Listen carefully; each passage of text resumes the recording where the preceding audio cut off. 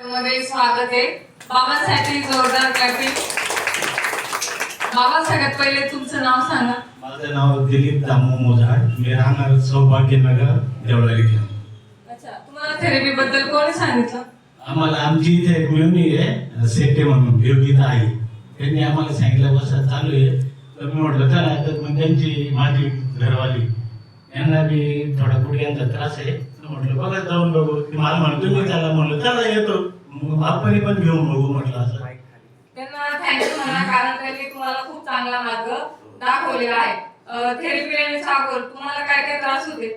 मला त्रास फक्त हे जे गुडघे आहे ना, ते मी एक सर्व्हिसमॅन आहे, मिलिटरीमॅन आहे, म्हणजे मला तसं काही प्रॉब्लेम नाही. पण कसं गुडघ्यांचा आणि थोडे तळपायाला मुंग्या वगैरे ते, आणि रात्री झोपायला मला थोडा प्रॉब्लेम यायचा.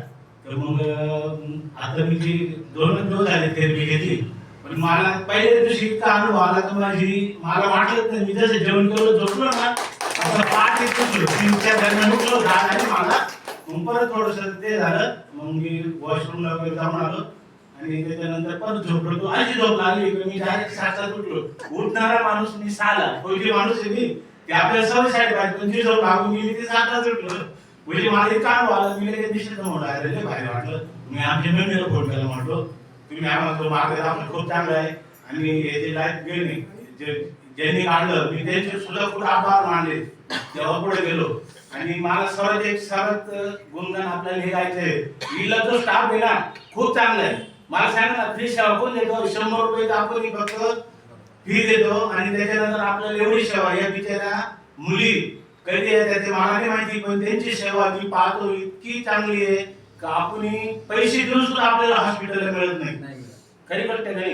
आणि इथे यायला लोक नाचतात. आता सर मी आलो समजा, माझे सारखे लोक असे बरेचसे आता याच्या माता मामी माझ्या बहिणी सारखे आहे, तुम्ही माझ्या वडिलांसारखे, भावासारखे, का आपले बी मुलं आहे त्यांना त्रास. पण याला इथं घाबरतात लोक. आणि इथे या, तुम्ही व्यायाम करा, सगळं करा, तुम्ही जाता डीजे पुढे डान्स करते, इथे याला काय अर्थ नाही. एक सांगायचं तात्पर्य सर्वात महत्वाचं, किती भारी या माय माऊली, इतके भारी, किती मला यांचं खूप कौतुक करायचं वाटतं.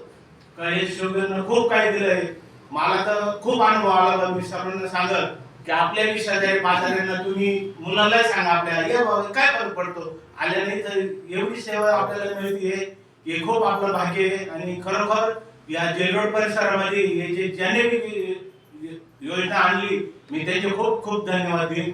मॅडम एवढं सांगून तुम्ही मला बोलले. थँक्यू सो मच बाबा, खूप छान सांगितलं बाबांनी. तुम्ही तुमच्या आजारासाठी, प्रॉब्लेमसाठी दवाखान्यात पुढे खर्च केला होता का?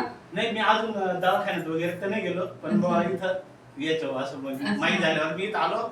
ही मला खूप म्हणजे अनुभव आला एवढं का माझं सर्वात माझा प्रश्न सुटला तर झोपेचा. बाकी दुसरं काय नाही. मला म्हणजे झोप यायची, पण मग कशी असे आले का थोडीशी विचारायचे काही विभाग चांगली गोष्ट आहे. बाबांना खूप चांगला रिझल्ट आला आहे. फक्त 2च दिवसामध्ये बाबांना इतका रिझल्ट आलेला आहे.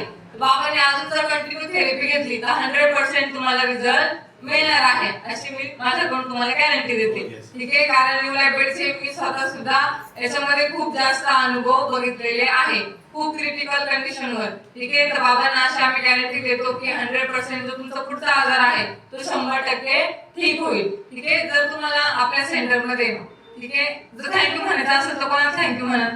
मला ज्यांनी आणलं आणि जे लोकांनी तर सहकार्य केलं, आणि खरोखरच जे राज्यांनी हा जो उपक्रम राबवता ना, मी त्या ऑर्गनायझेशन आणि त्यांची जी टीम आहे त्यांना देणार मी सर्वात. Thank you so much. बाबांसाठी जोरदार क्लॅपिंग.